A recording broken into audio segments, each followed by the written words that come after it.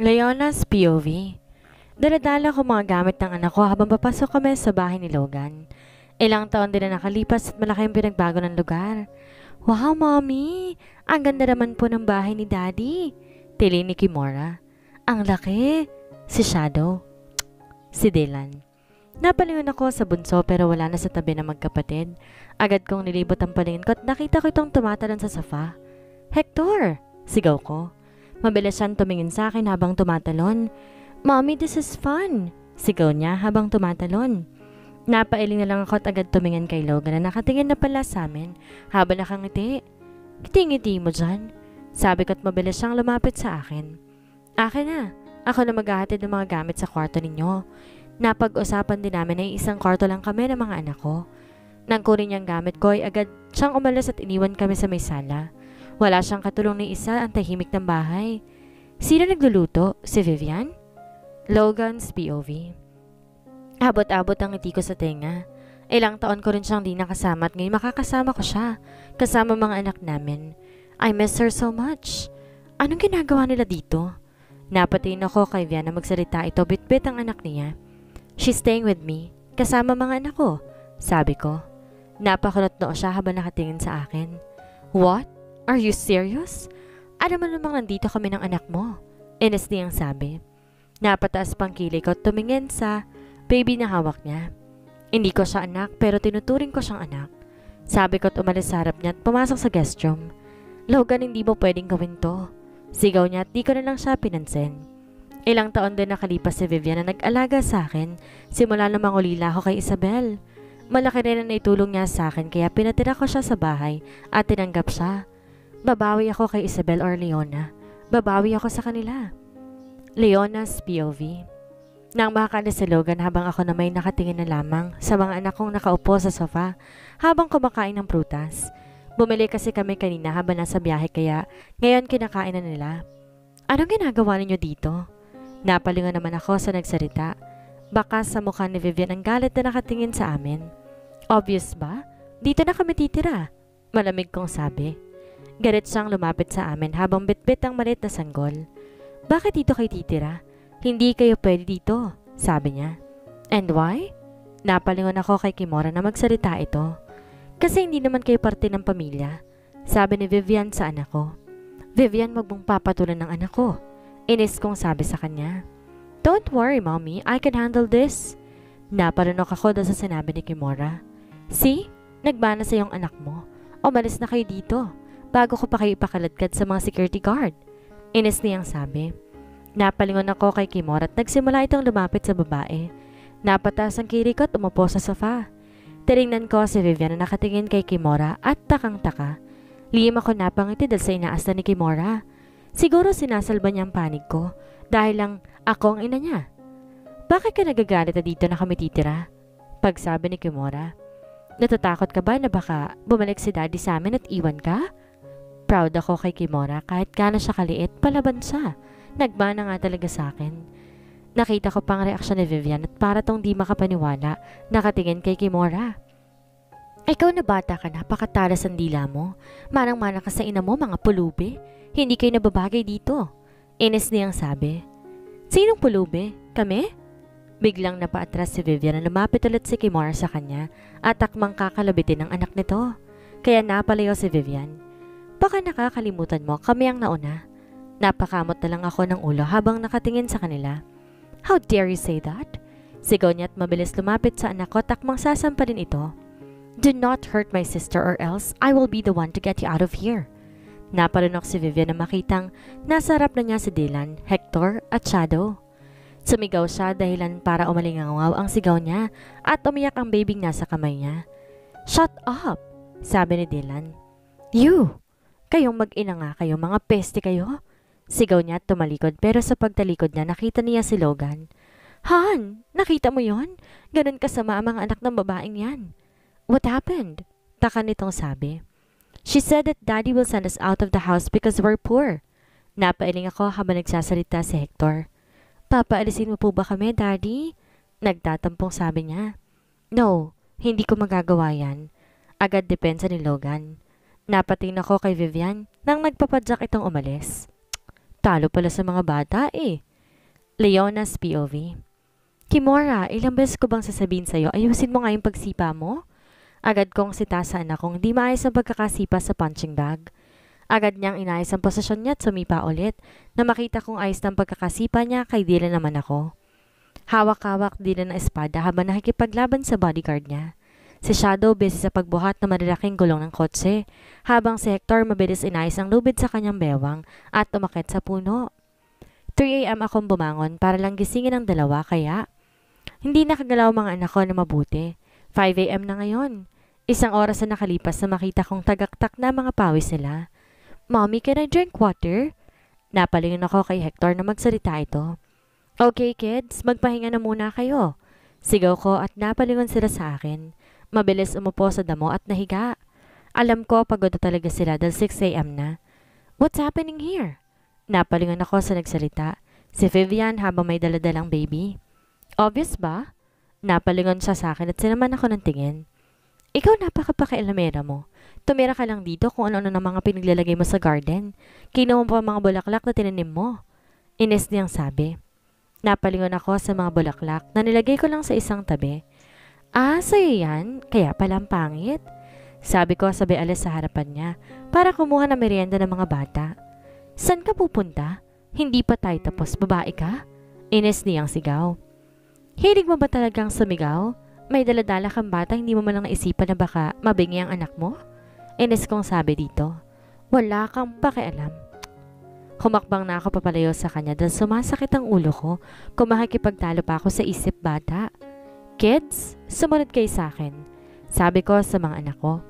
Tumayo agad sila sa pagkakahiga sa damo at inayos sa mga damit nila at sumunod sa akin. Nang makapasok kami sa bahay, nakita ko si Logan na nagluluto ng pagkain. Kailan pa siya natutong magluto? Naamoy ko agad ang bango ng niluluto niya. What's that? Usal ko't napalingon siya sa akin at ngumiti. Bakit ba siyang umingiti? Naninibago man pinatatag kong sariling hindi madalas sa mga tinyang peke. Nagluto ako para may makain tayo. Usul niya habang niluluto ang scrambled egg na kahit anong ilagay niyang gulay ata o kung ano basta hindi ko alam. Pero mabango siya. Okay kids, maligo na kayo. Natigil ang pagsigaw ko na makita kong reaksyon ni Logan. Nakatingin sa mga anak niyang pawisan. Ano nangyari sa kanila? Taka nitong sabi. Exercise lang yan kaya huwag ka na magtanong. Inirapan ko siya at umalis sa tabi. Nia, namimihasa din ng gagawa. Kala siguro magiging bati kami oras na tumira ako or kami kasama niya. Nang umalis ako'y nakita ko naman ang pagpasok ni Vivian habang may galit pa rin sa mukha. Parang anytime tatapon yung sanggol na hawak niya sa akin. Huwag mo akong tingnan ng ganyan. Ines kong sabi bago umalis at sumunod sa mga anak ko. Vivian's POV. Peste talagang babaeng yun ah. Peste talaga siya. Ines ako nagtungo sa kwarto namin ni Logan. Nilapag ang anak ko sa kama namin. Nakatulog ng anak ko dahil naglakad-lakad ako kanina habang iniisip ang babaeng yun. Nagagalit ako pero pilit kong tinatatag ang sarili ko na hindi pagbunturan ng galit ang baby na hawak ko. I need your father, baby. I need him. Siya lang ang po pwedeng makakatulong sa akin. Sa atin siya lang ang pwedeng tumulong para mapaalis ang mga inang ito sa bahay ng Daddy Logan mo. Agad kong inayos ang damit na suot ko at umupo sa kama. Tumingin ako sa cellphone ko na nasa kama at kinuha ito pero nang kunin ko ito ay pumasok si Logan. Kumain ka na? Tanong niya sa akin. No. Kumain ka na. May lakad kami ngayon and nagluto rin ako ng lunch para sa'yo. Gagawin kami ng umuwi mamaya. Sabi niya. Saan kayo pupunta? Iiwan mo ako dito? Inis kong sabi. Humarap siya sa akin at hinubad ang damit niya. Bago pa siya makapasok, nagsalita na siya. I have a family date. Malamig niyang sabi at sinara ang pintuan ng banyo. Punong-puno na talaga ako sa babaeng yon. Bahagya akong tumayo at inis ay tinapon ng hawak na unan sa kama. Puisit. Talagang gumagawa siya ng paraan para masolo niya si Logan. Kumanda ka sa akin, babae ka. Magsisisi ka kung bakit ka tumira dito. Lumabas ako ng kwarto para kumain na makita kong ayos na ayos sa mga ito. Sa tingin mo ba palalagpasin kong araw na to? Inis kong sabi sa kanya. Bakit, may plano ka ba? Don't worry, lagi naman akong handa sa plano mo. Ikaw lang ang hindi handa sa mga plano ko. Nainis ako dahil sa sinabi niya.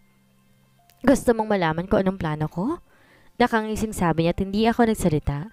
Kaya't siya na naman ang nagsalita. Plano kong akitin si Logan at bawiin sa'yo. Para pag nabawi ko siya, makakaalis ka na dito. Nakangising sabi niya. Walang hiya ka. Napatigil ako. Sige, subukan mo. Papalapit na ang lalaking mahal mo rito. Nakangisi ulit niyang sabi. Pwisit ka? Inis kong sabi takmang sasampalin siya nang may humatak sa damit ko. Ops, sorry. Napaupo ako sa segdal sa paghatak ng batang lalaki sa damit ko. Bwisit? Inis kong sigaw na makitang hatak-hatak na nila si Logan palabas. Bwisit kayo? Humanda kayo. Sigaw ko at tumayo. Humanda kayo sa akin. Magsisisi kayo. Leona's POV. Napailing na lang ako na makalabas kami sa restaurant kung saan kami kumain. Mommy, I want a new Barbie. Napalingon ako kay Kimora na magsalita ito. Me too, Mommy. Si Hector naman. Hector, are you okay? Inasasabi ni Dylan sa kapatid niya. No. Agad na depensa ni Hector. Okay, bibilhan ko kayo kung anong gusto nyo. Napalingon naman ako kay Logan nang sabihin niya iyon. Sabay naming usal ni Dylan. Don't spoil her. Inis kong sabi. This is for my daughter and son. Sabi niya at inirapan ko lang siya at naglakad na. Okay, pupunta tayo sa mall para bumili ng laruan ninyo. Okay ba yon? Yes, Daddy! Tili ni Hector. Hawak-hawak kong kamay ni Dylan at Shadow habang si Logan naman, hawak si Hector at Kimora. Mukhang napapalapit na ang dalawa sa kanya, pero ang dalawang nasa magkabilang gilid ko'y mukhang matatagalan dahil sa lamig ng trato nila sa ama nila. Sumakay na kami sa kotse ni Logan hanggang sa makapunta kami sa mall. Nakikita ko namang masaya ang dalawa kong anak, maliban sa dalawang kuya nila na laging nakabuntot sa akin. Ayaw niya bang pumili ng laruan? Tumingin silang dalawa sa akin at umiling. No, I'm okay for this, Mommy. Napalingon naman ako kay Shadow na makitang hawak. Ang hilahili niyang maliit na sasakyan. Mukhang kakasyang dalawang bata sa sasakyan na hawak niya. Habang nakahawak si Shadow sa maliit na sasakyan at tinignan niya ang kuya niya. Kuya, can you drive this? Tanong niya sa kuya niya at agad namang lumapit si Dylan at sumakay doon. Agad niyang minanehong kotse na sa pagkakaalam ko siguro naka-charge na yon. Hey, baka may masira kayo. Si Takot mabilis pinaikot ni Dylan ang sasakyan habang nasa likuran niya si Shadow na tawang-tawa. Mommy, I want that! Napalingon ako kay Kimora nang ituro niya isang maliit na pulang motor. You want that? Napalingon ako kay Logan na sabihin niya yon. Go, try it. Usal niya. Naging masaya naman si Kimora. Mabilis umangkas sa maliit na motor at inangkas ang kapatid dito sa likuran. Buti na lang 3 ang gulong sa likuran ng motor. Hindi sila matutumba. Kinuha ni Kimora ang 2 helmet. Sinuot ang isa sa kanya at kay Hector. Let's go! Sigaw ni Kimora at mabilis pinandar ang motor. Nagtaka pa ako kung bakit siya marunong magpaandar nun. Di lang natuturuan ko ng ganon. Nang makita kong tumingin si Dylan sa kapatid niyang si Kimora, mabilis silang nagpaligsahan. Napatampal na lang ako sa nood ng mga taong dumaraan, nagsisitabihan habang tuwang-tuwa, nakatingin sa mga anak ko. Gusto mo?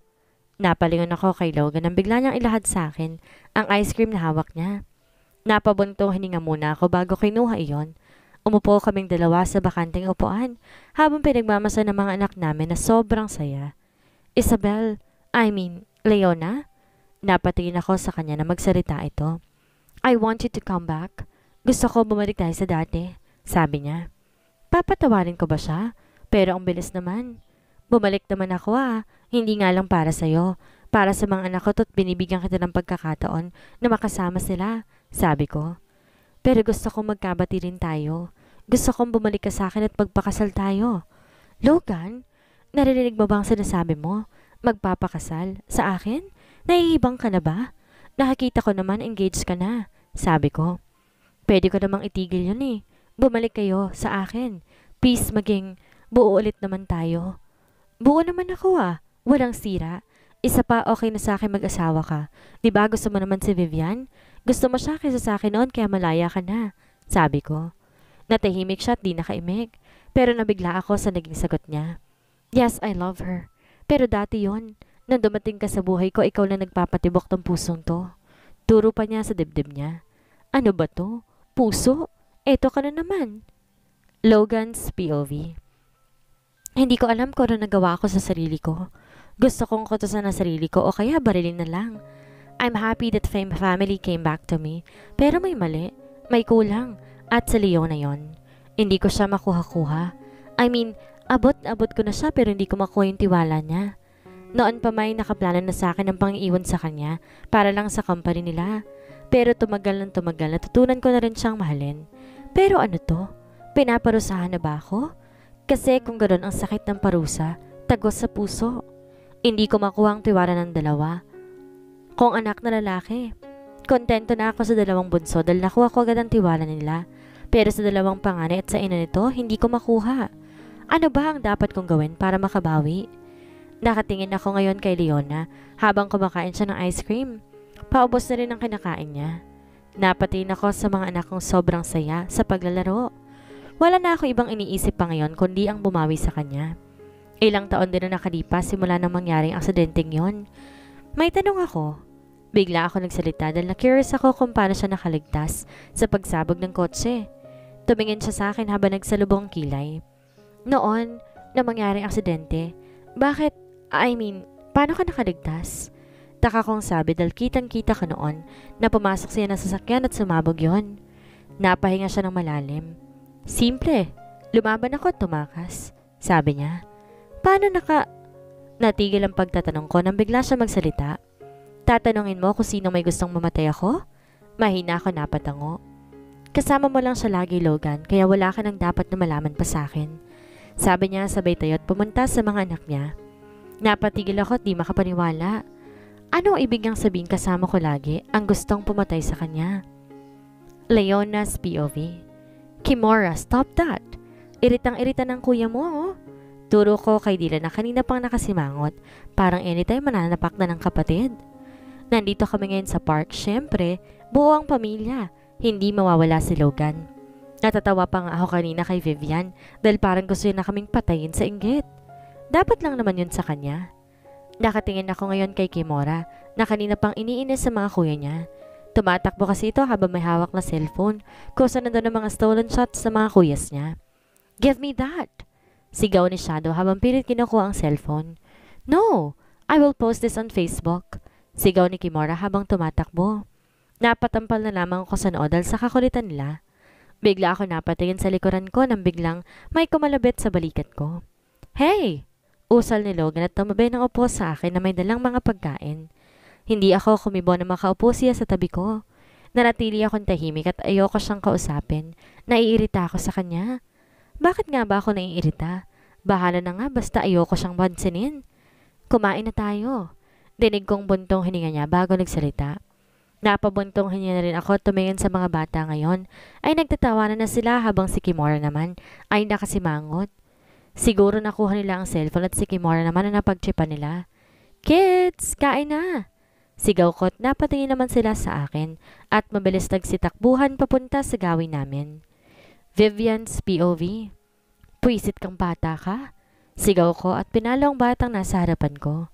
Kanina pa kasi ito umiiyak kahit na pinagdede ko na ito. Iyak nang iyak pa rin. Nakakairita na. Dumagdag ka pa sa problema ko. Bisit ka. Buisit. Sigaw ko at iniwan to sa kama. Lumabas ako para sundan sila Logan kung saan sila pupunta. Hoy! Pakitingnan yung bisit na bata sa itaas. Inis kong sabi sa guard bago umalis. Sumakay na ako agad sa kotse at mabilis pinaharurot iyon. Tinignan ko ang cellphone ko para makita kung nasang location sila Logan. Akala niya siguro hindi ko alam. Nakita ko naman kaagad na nasa park sila kaya mabilis kong minaneho ang kotse papunta sa park. Agad kong hinanap sila at nang makita ko, huminto ako hindi kalayuan na sasakyan nila. Nakatingin ako sa kanilang masayang kumakain. Tumatawa si Logan habang si Leona naman ay nakasimangot. Puwisit na babaeng to. Kala mo naman kagandahan, pangit naman. Agad kong hinampas ang manibela at umalis sa park. Kinuha ko ang cellphone at tinawagan ng ama ng buwisit na batang yon. Siya na lang ang makakatulong sa akin. Siya na lang ang pwede kong makuna ng tulong. Gagamitin ko ang anak niya para makuha ko ang gusto ko. Buwisit na lalaking yon, hindi sinasagot ang tawag ko. Mabilis kong pinaharurot ang sasakyan, papunta sa bahay ni na Bruce. Ilang minuto rin nakarating na ako. Tahimik ang bahay ni Bruce. Pangalawang punta ko na dito at dito namin mismo ginawa ang batang iyakin.